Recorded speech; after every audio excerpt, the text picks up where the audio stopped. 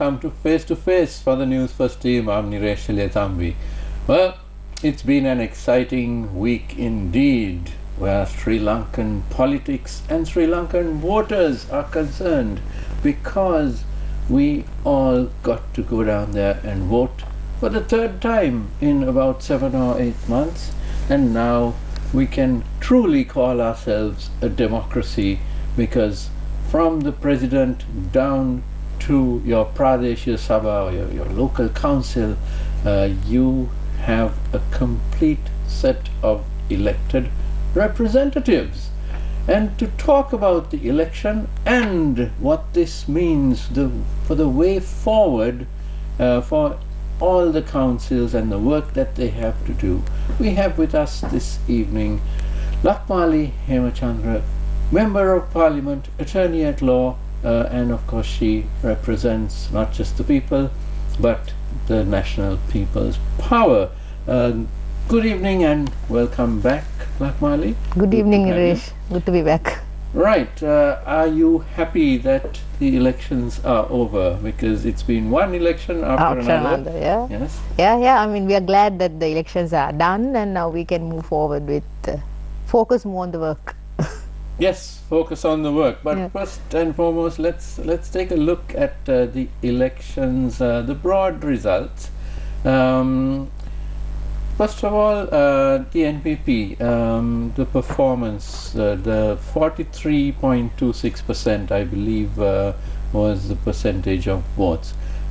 Is that surprising or was it expected? I know you had 63% in the general election, but that was something which a lot of people said, well, the opposition voters didn't turn out, and a lot of issues like that. But 43% is the NPP happy with it, or is it something to think about? We are happy with the results. We are happy with the results because out of the 331 councils, I think we have control of, we won 267, and already we have control of 150. We can take control of 150, and we are confident that we can establish our chairmanship or our chairwomanship in the next other left out councils also, the Pradeshi Sabhas and the urban councils. So we don't have, I mean, what you expect from the local government elections is, first of all, for us, we needed more people in the system. And now we have close to 4,000 people. We have 3,927 new councillors. And previously we were running with the president and the parliament. But now, like you said, we have at the ground level, we have more people who can get involved in the system and make the changes that we want to make, and also be accountable to the people. They are at a closer level. They can take the grievances easier. They are more accessible and so on. So I think it's great for us, and this is the first time that as a party that we have this many people at the ground level. As a party, of course, we had organizers and so on, but to have councillors in this number, it's the first time for us. So I think it's really great for NPP. And the second thing, of course, is that we have councils on our side, and that I think is great. So we have no complaints about the election. About the 43%, of course, I think different elections people vote differently, and it's not right to look at the general election and the local government election, which have entirely different voting systems, and to look at the percentage or the number of votes that were cast. I think it's more realistic and more it's more illustrative actually to look at the number of votes that a party has won and the number of councils that they can take control over. And I think on both accounts we have done not just fine, we have done great, I think, and we are happy about it. And of course, the party which came in second, the SJB, has less than 22%. So there's a wide gap between. We have more than 2 million. I mean, if you look at the votes, we have more than 2 million in the lead of votes, and more than 20% in the lead again. But again, we don't think that's the way to, that's where you should be looking at in local government election. You should be looking at, because Niresh, in this election, for each ward you have a candidate. Every party has a candidate for each ward, and even in wards where some of our opposition MPs are living in, they have lost the wards, right? And if you look at the Colombo Municipal Council, the mayoral candidate has lost the ward. I mean, I don't, just they're looking at the percentage. The SJB's mayoral yes, candidate. yes, the SJB mayoral candidate has lost the ward. So, I mean, what after that? The indicative factor here, I think, is the ward. It's not the number of votes that you get or the percentage that you get. So, I think on that account, we are okay with it. We are very fine. And what we are focused now is on establishing the local councils and then moving on with the work that they have to do, because we have a lot of work to do under those councils. Right, and of course the NPP has won almost all the municipal councils Yes. as well, so Yeah. those are of course quite vital in terms of developing the Yes. city, the urban areas. Yeah, we have Gaul, we have Kandy, and especially Colombo. I think we are on track to establish our mayor, and I think we also have more women as mayors and Pradesh Sabha women. We'll have more women this time, and most of the women who ran on our wards have also won. So we are very happy about the result. There are no complaints for us. So let's see. And about the I think it's, when you look at one ward, you have candidates from several political parties running, and regardless of who's at the top of the party, some of these people have friends and families and and neighbors, and they vote very differently at this level. So we are not, this was the same result in Bintar LPTA when between the presidential election and the parliamentary election, there was a local government election, and this vote is very similar. That was it last October. Exactly. So this is nothing about, I think people vote differently. We have to understand that, and we are okay with that. We also don't think that every member in the council has to be an NPP member. As long as we have control over the finances, which the chairman and the chairperson has, we are okay with it. Everybody else can be in the council, that's fine. Right. Now, the local government bodies, by and large, haven't functioned very well in Sri Lanka, simply because you vote every few years, and then it's very difficult to get anything done. I know there's a huge problem of accessibility, because in my own area we had a public day once a week, and if you go to meet the chairman on that day, there'd be 50 or 60 people standing in line. So then you simply said forget it and didn't come back. So that participation by the public became much less. What's the strategy by the NPP to perhaps increase this, to make the officials, the councillors, more accessible? I mean, in the NPP structure, we already have what we call the Kottasha Sabha, which is a local body that we have. It's not an official body, it's a party body, but then it has a lot of locally active, politically active people in it. So that's one of the main bodies that we expect to hold the council accountable. And I think different to what other councils have, previously, what the other parties have been doing, yes, the chairman or the chairwoman, the chairperson basically has the mayor has a lot of control over finances and their final call matters, but there are also council members, and I think we can also make them more accessible to people generally, and then they can hold the leadership of the council accountable. So we are going to have an active council. It's not going to be something that comes into it's because for us this is a unit that can actually do the work. this is not for us to, you know, show our power or anything. For us, it's very important that councils function, and it's very important that they're accessible to people also, because we have 159 parliamentary members, but then if you look at the size of the districts and, you know, the population that they have to, like for me personally, I have to look at two electoral seats, right? And then I don't think it's realistic to expect that I would be able to solve everybody's problem, or that everybody will be able to give, you know, those problems to make me hear those problems. It's more realistic to have council members who are in each ward now. For Colombo, we have 48 members just on wards. We have just on wards, so every one of them has a ward, and it's much closer, and they'll be active. We are not going to let them, you know, be lethargic or anything. They have a job to do, so that's why they work with NPP, and their job is to make sure that their wards are functioning properly, and that people can bring their grievances to them, and, you know, not just grievances, even ideas, even new proposals on, you know, new development proposals, or new, you know, units that they want to have in the city or even in other areas, so they can bring it, and then we can discuss, and we'll have an active this one is one for development, and the other one is for people's participation, like you said, public participation. That was one of our pledges, and we want to execute it through the local councils.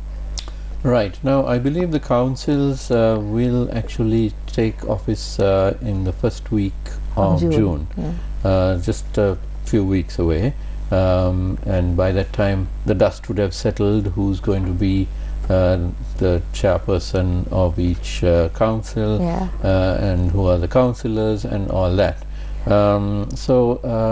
Now we have the work of each council, which so far in Sri Lanka it's been very mundane.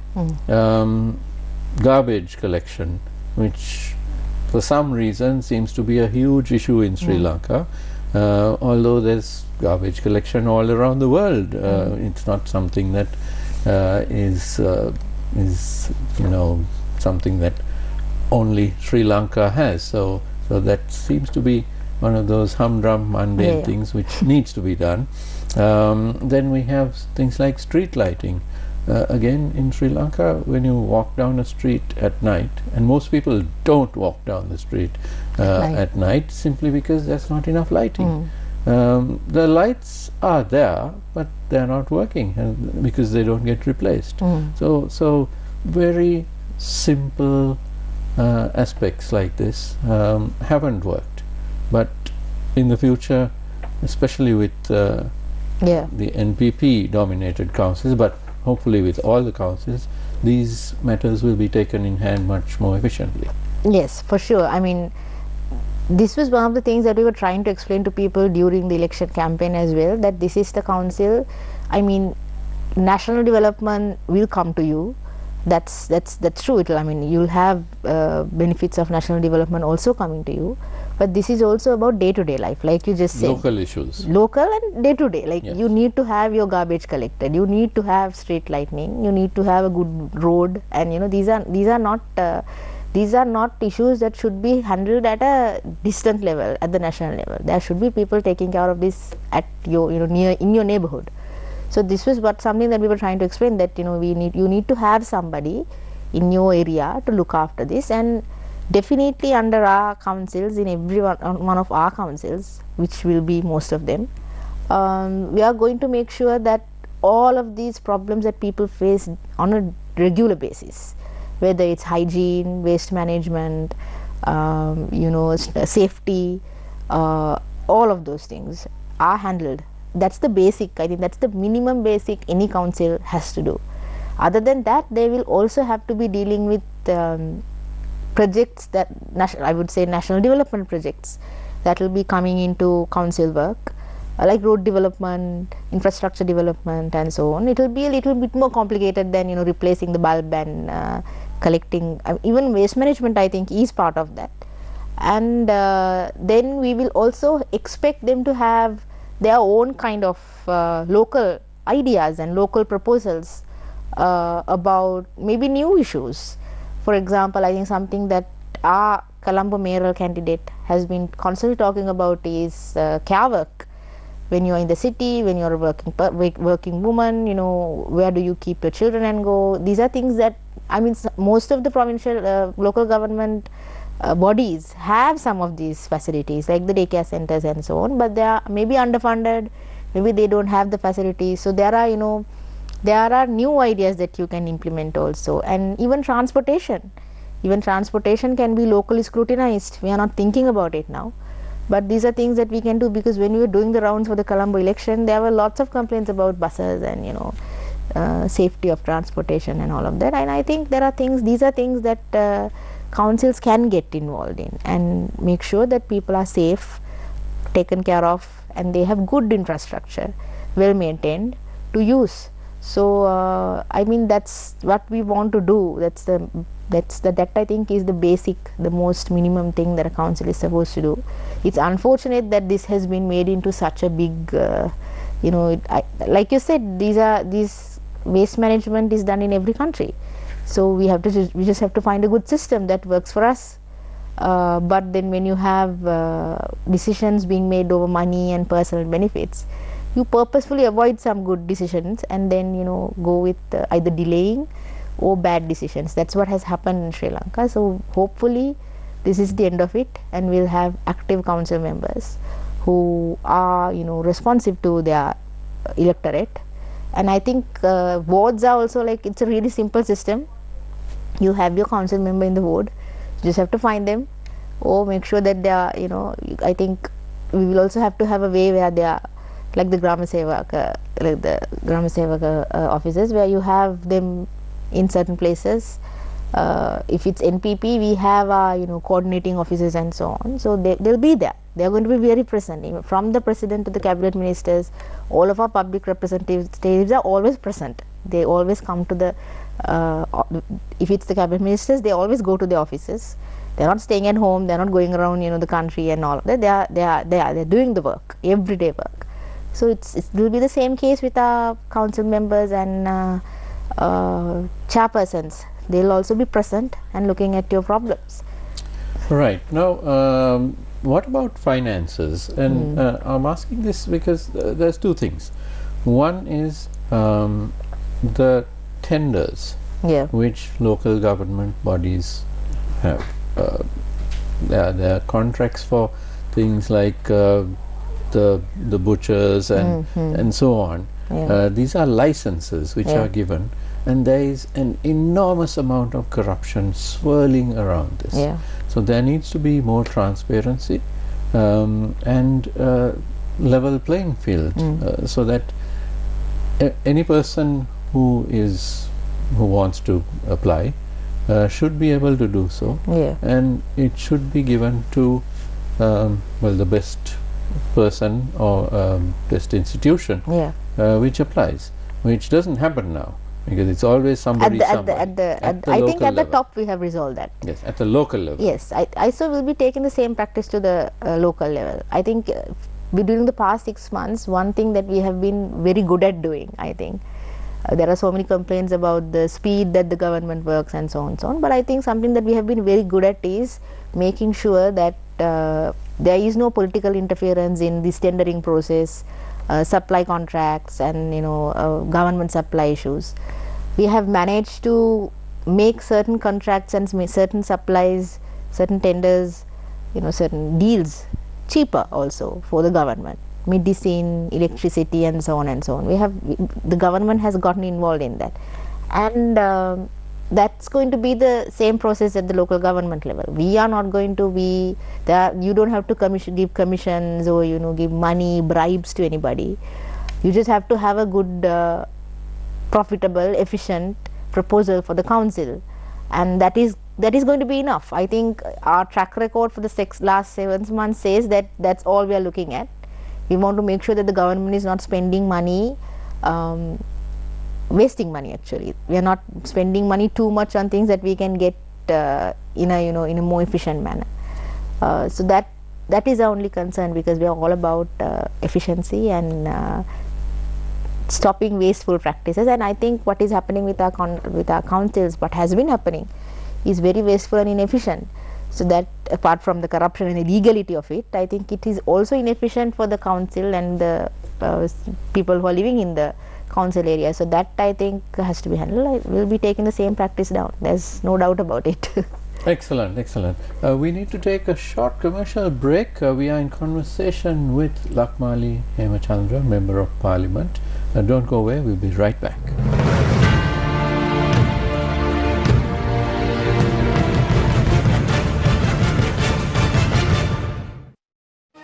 Design is like music. It's a whole orchestra. The dots, the lines, the dashes. It's a whole symphony. It has to feel good. Come on a fantastic discovery of design as Anthony Burke meets designers from Mumbai to Yogyakarta, showcasing groundbreaking works. This is me, this is my creation, this is my life. Culture by Design. Saturday at 6 p.m. onwards on TV1.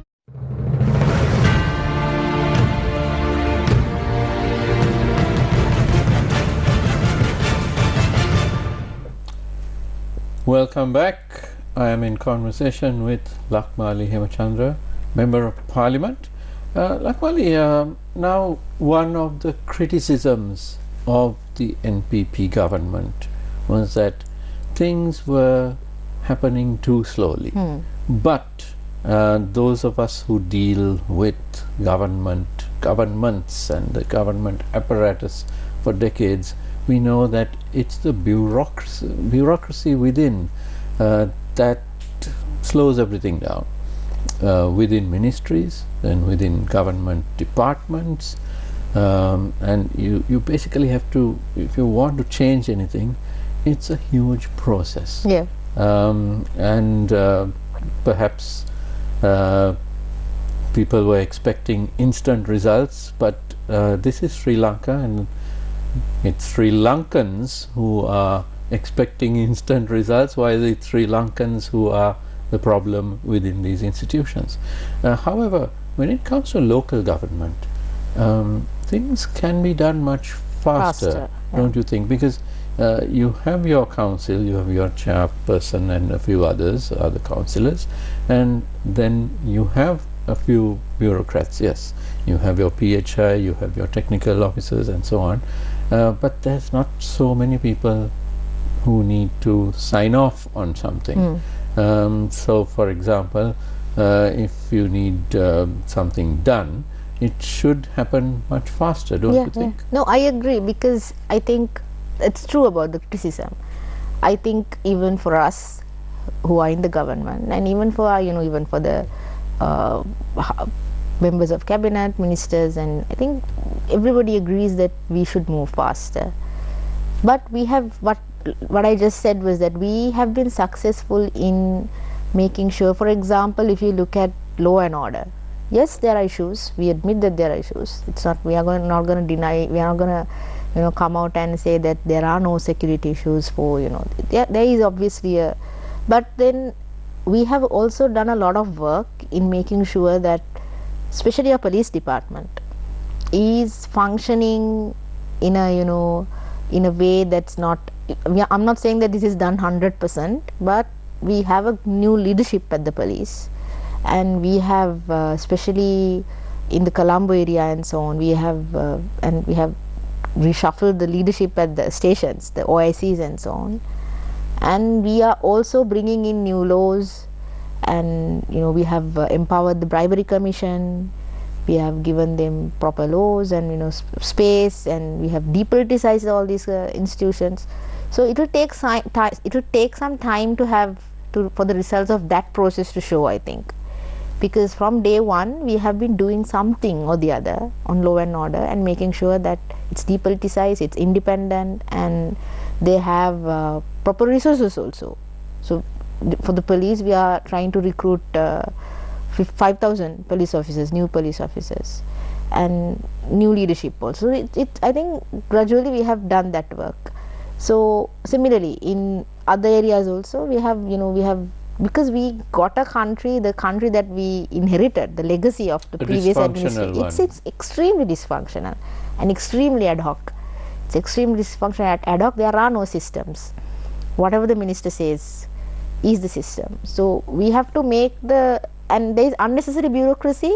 I mean, you know that there are deals happening behind the back, and in one scenario you have the government officers doing whatever the minister says, and on the other side you have them imposing this bureaucracy on public.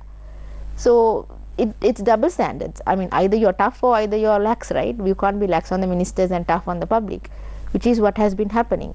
So we are trying to standardize all this and make sure there are processes in place, and that I think is working at the top. But like you said, at the local government, you still have had to deal with the same people. Sure, I mean, this is something I think we discussed on the yeah, show we can't, before all the elections, 8 yes. months or 9 months ago. Yeah. How I kept asking this question: how are you going to change the police? Because it's the same police department. The inland revenue is the same, the customs, but we can see that changes have been happening. Yes, I mean, slowly but steadily it's happening, right? Even at the IRD we are recruiting new officers and so on. So it's happening. But like you said, local government is not that, because you're not deciding whether you're going to vote or not at the local government level. These are very simple decisions that can be taken easily.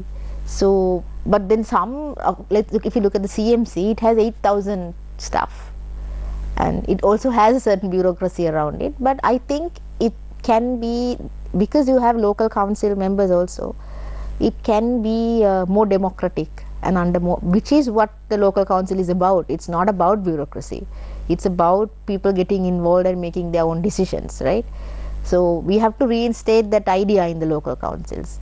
And because there were no local councils for the past, let's say 3 years, 2 years, what we have is the bureaucracy is a bit strengthened, more empowered, I would say.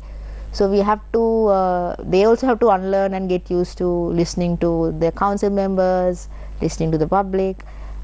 And I feel having so many people at the bottom who are listening, like on the ground level, who are directly connected to people, will have a better impact on our top administration also, because they'll also have reliable people at the bottom who are dealing with all these officers, telling them what is actually happening, how are these projects being implemented. Because let's say the finance ministry would approve a certain project, and at the moment when it's implemented entirely by a bureaucracy, right? But when you have local council members, you actually know what's happening, and how is the road made, what is happening, is it efficient, can they do more. These are things that people can actually be vigilant about, and it's coming from your own political party council members. They are not coming from an opposition or anything.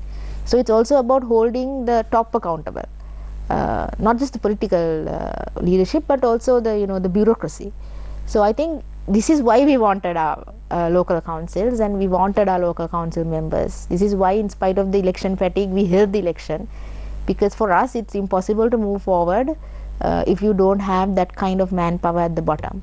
But now we have it, so we are very happy about it. And I think most of the problems that you are raising, Niresh, and people have also been raising, will get better. I'm very confident about it. Even the security issue, the police issue, we have come up with public security committees which will have public participation, and now you have local council members, you have MPs also, so it can be politically driven, not in a way, not to politicize it, but to give political leadership and maybe get them to work a little bit more, which all of us need, right? As the country also we need it. So I think the issues that you're raising, I think those are at the top of our list also. Yes. I mean, in the end, it's all about making your own neighborhood more livable, yes, more pleasant to live in, easy, which is one of the reasons that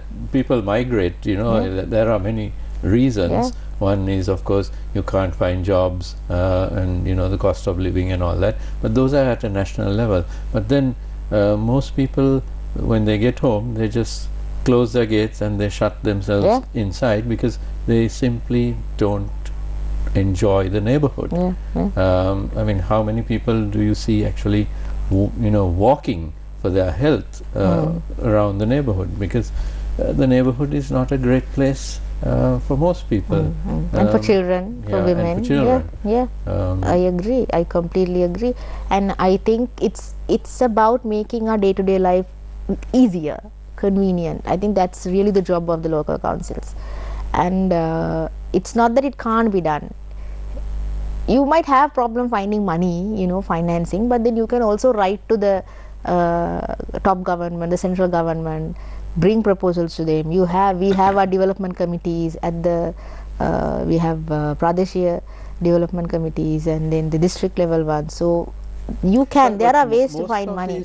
Most of these local issues and small projects, they don't require huge amounts of money. They don't require a lot of money. And even if you have financing issues, I think when you have a government at the top that's willing to help and asking you what are the problems, can you tell us what is wrong and what we can do, then I think it's easy. If you're there to work, Niresh, then I think the work can be done, which is what I have learned in the past 6 months. Yes, there are issues. Yes, there's a bureaucracy. We have a system that has been so lethargic for a really long time.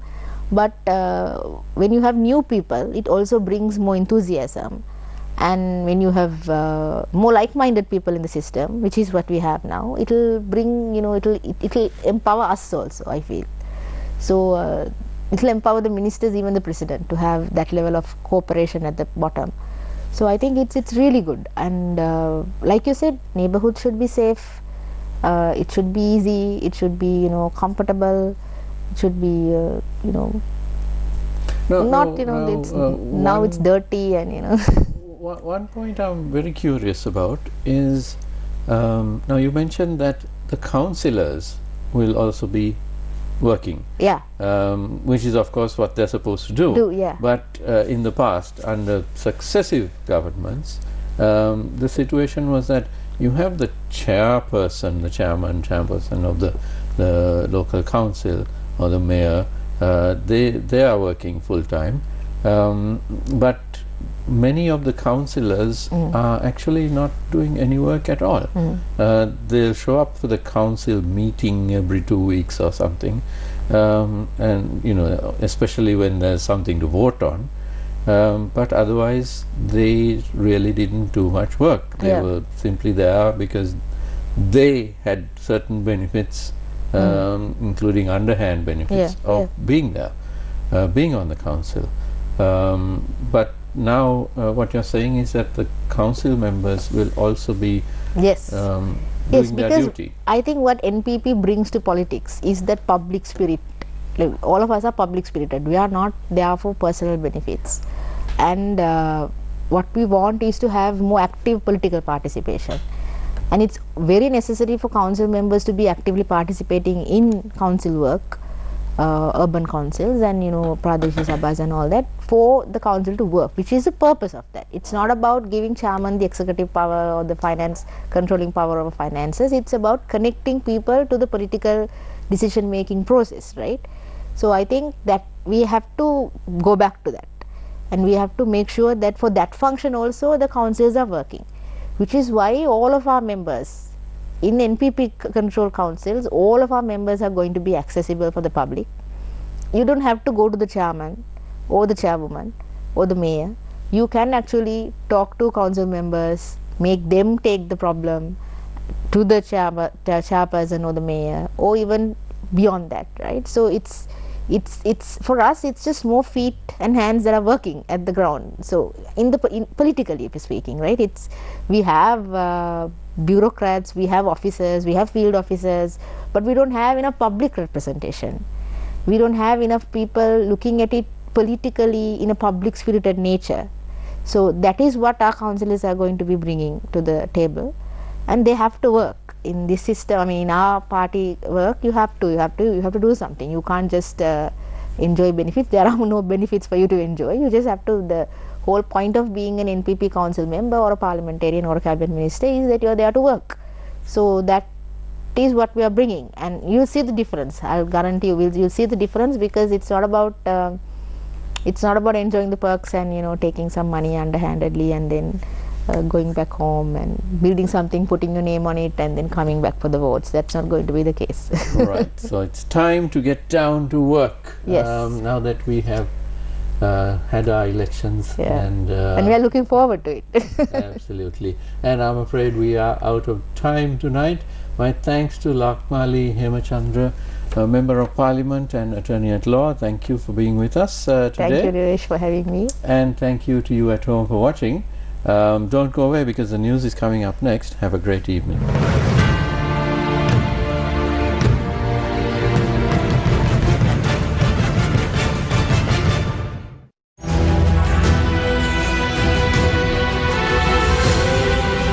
TV1, TV for life.